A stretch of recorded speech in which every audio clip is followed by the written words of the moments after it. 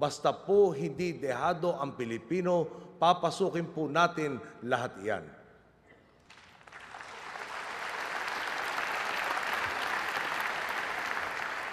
Kailangan na po nating simulan ang pagtutulungan para makamit ito.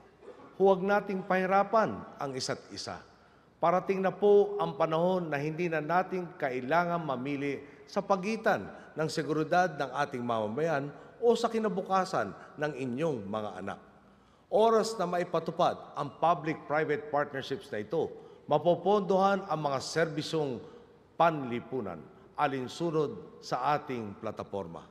Makakapondo na po para maipatupad ang mga plano natin sa edukasyon. Mapapalawak natin ang basic education cycle mula sa napakaikling 10 taon tungo sa global standard na 12 taon. Madadagdagan na natin ang mga classroom. Mapopondohan na natin ang service contracting sa ilalim ng GASB. Pati ang conditional cash transfers na magbabawas ng pabigat sa bulsa ng mga pamilya, madadagdagan na rin ng pondo. May papatupad ang plano natin sa PhilHealth. Una, tutukuyin natin ang tunay na bilang ng mga nangangailangan nito. Sa ngayon, hindi magkakatugma ang datos. Sabi ng PhilHealth sa isang bibig, 87% na raw ang merong coverage. Sa kabilang bibig naman nila, 53%. Ayon naman sa National Statistics Office, 38% lang ang may coverage. Ngayon pa lang, kumikilos na si Secretary Dinky Soliman at ang DSWD upang ipatupad ang National Household Targeting System na magtutukoy sa mga pamilyang higit na nangangailangan ng tulong. Tinatayang 9 bilyon ang kailangan para mabigyan ng PhilHealth ang 5 milyong pinakamaralitang pamilyang Pilipino. Napakaganda po ng hinaharap natin. Kasama na po natin ang pribadong sektor at kasama na rin natin ang League of Provinces. Sa pangunguna ni Governor Alfonso Umali, kasama sina Governor El Rey Villafuerte at Governor Ikot Petilla, handa na pong makipagtulungan para makibahagi sa pagtustos ng mga gastusin. Alam ko rin pong hindi magpapahuli ang League of Cities sa pangunguna ni Mayor Oscar Rodriguez.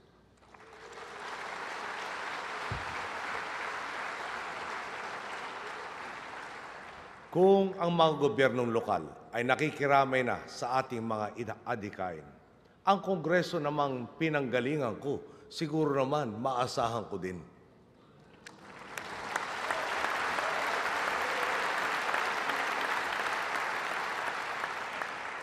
Nagpakitang gilas na po ang gabinete sa pagtukoy ng ating mga problema at sa paglulunsad ng mga solusyon. Sa loob lamang ng 3 linggo.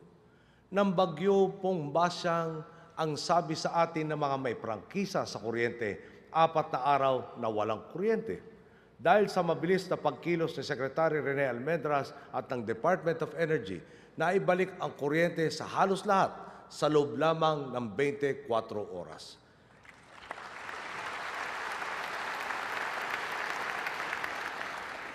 Ito pong sinasabing kakulangan sa tubig sa Metro Manila, kinilusan agad ni Secretary Rogelio Singson at ng DPWH. Hindi na siya naghintay ng utos, kaya nabawasan ang perwisyo. Nakita na rin natin ang gilas ng mga hinirang nating makatulong sa gabinete. Makatwira naman po sigurong umasa na hindi na sila padadaanin sa butas ng karayom para makumpirma ng Commission on Appointments.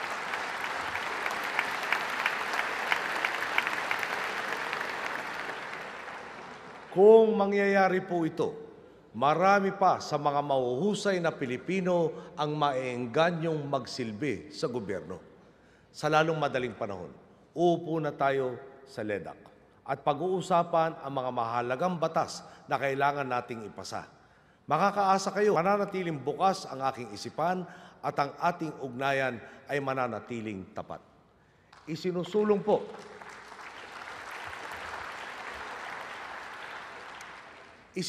po natin ang Fiscal Responsibility Bill kung saan hindi tayo magpapasa ng batas na mangangailangan ng pondo kung hindi pa natukoy ang panggagalingan nito. May 104.1 billion pesos tayong kailangan para pondohan ang mga batas na naipasa na, ngunit hindi maipatupad. Kailangan din nating isaayos ang mga insentibong piskal na ibinigay nung nakaraan. Ngayon, naghihigpit tayo ng sintron. Kailangan balikan kung alin sa mga ito ang dapat manatili at kung ano ang dapat nang itigil. Huwag po tayong pumayag na magkaroon ng isa pang NBN-GTE. Sa lokal man o dayuhan, manggagaling ang pondo, dapat dumaan ito sa tamang proseso.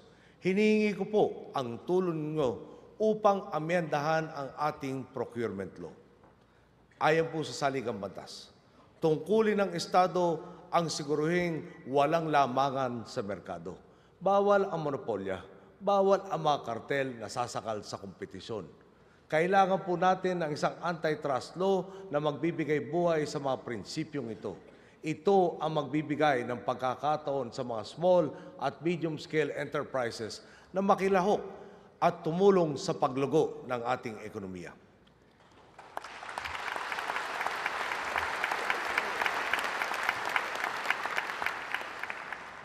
Ipasa na po natin ang National Land Use Bill. Una rin pong naging batas ng Commonwealth ang National Defense Act na ipinasa noong pang 1935. Kailangan ng palitan ito ng batas na tutugon sa pangangailangan ng pambansang seguridad sa kasalukuyan. Nakikiusap po akong isulong ang Whistleblowers Bill upang patuloy nang iwaksi ang kultura ng takot at pananahimik.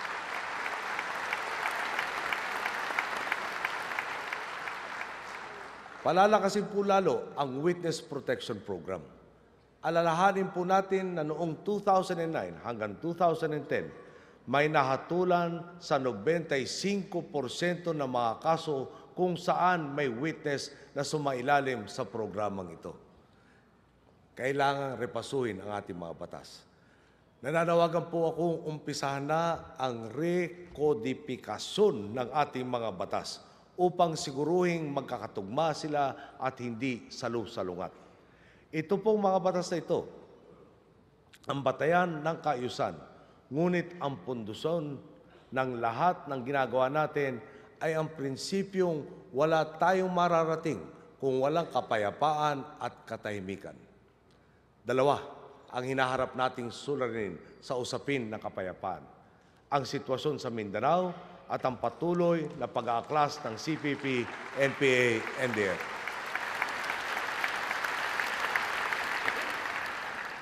Tungkol sa sitwasyon sa Mindanao, hindi po nagbabago ang ating pananaw. Mararating lamang ang kapayapaan at katahimikan kung mag-uusap ang lahat ng apektado.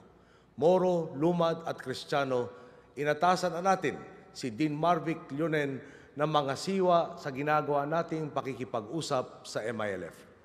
Iiwasan natin ang mga pagkakamaling nangyari sa nakaraang administrasyon kung saan binulugan na lang ang mga mamamayan ng Mindanao.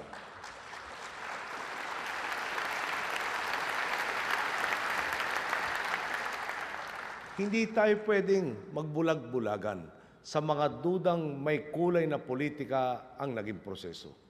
At hindi ang kapakanan ng taong bayan ang tanging interes. Kinikilala natin ang mahakbang na ginagawa ng MILF sa pamamagitan ng pagdisiplina sa kanilang hanay. Inaasahan natin na muling magsisimula ang negosasyon pagkatapos ng Ramadan.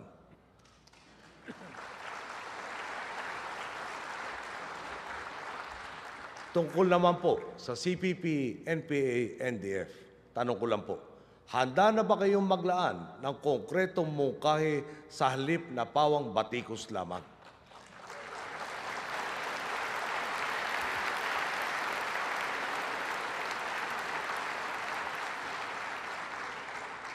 Kung kapayapaan din ang hangad nyo, handa po kami sa malawakang tigil putukan.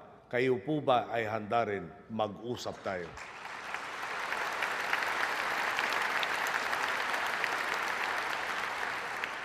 Mahirap magsimula ang usapan habang mayroon pang amoy ng pulbura sa hangin. Nananawagan ako, Huwag po nating hayaang masayang ang napakagandang pagkakataong ito upang magtipon sa ilalim ng iisang adhikain. Kaya kapayapaan at katahimikan po ang pundasyon ng kaunlaran. Habang nagpapatuloy ang barilan, patuloy din ang pagkakagapos natin sa kahirapan. Dapat din po nating mabatid, ito ay panahon ng sakripisyo. At ang sakripisyong ito ang magiging puhunan para sa ating kinabukasan. Kaakibat ng ating mga karapatan at kalayaan ay ang tungkulin natin sa kapwa at sa bayan. Inaasahan ko po ang ating mga kaibigan sa media, lalo na sa radyo at sa print, sa mga nagba-block time at sa community newspapers. Kayo na po mismo ang magbantay sa inyong hanay. Mabigyan buhay sana ang mga batayang prinsipyo ng inyong bukasyon, ang magbigay linaw sa mahalagang isyu, ang maging patas at makatotohanan, at ang itaas ang antas ng pampublikong diskurso.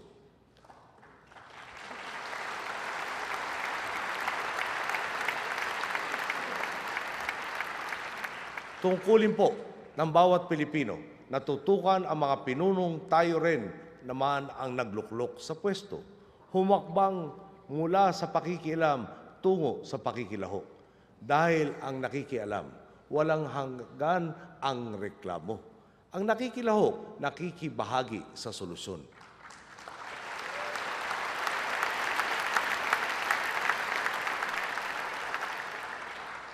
Napakatagal na pong namamayani.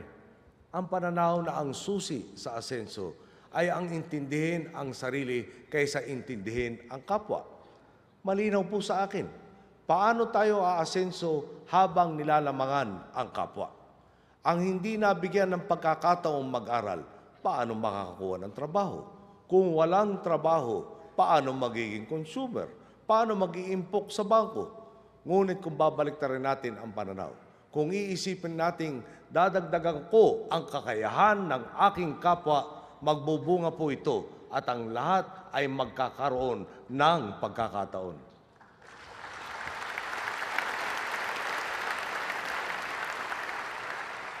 Maganda na po ang nasimulan natin at mas lalong maganda pa po ang mararating natin. Ngunit huwag nating kalimutan na mayroong mga nagnanasang hindi tayo magtagumpay. Dahil kapag hindi tayo nagtagumpay, makakabalik na naman sila sa kapangyarihan at sa pagsasamantala sa taong bayan.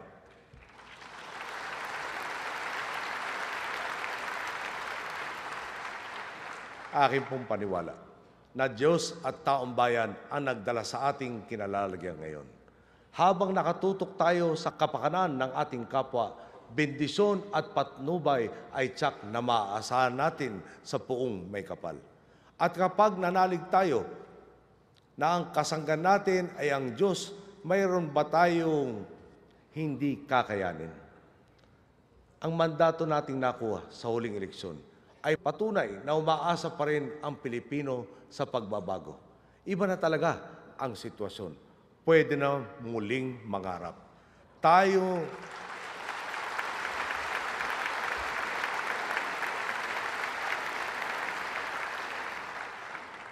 nang tumungo sa katuparan ng ating mga pinangarap. Maraming salamat po. Magandang hapon sa inyo lahat.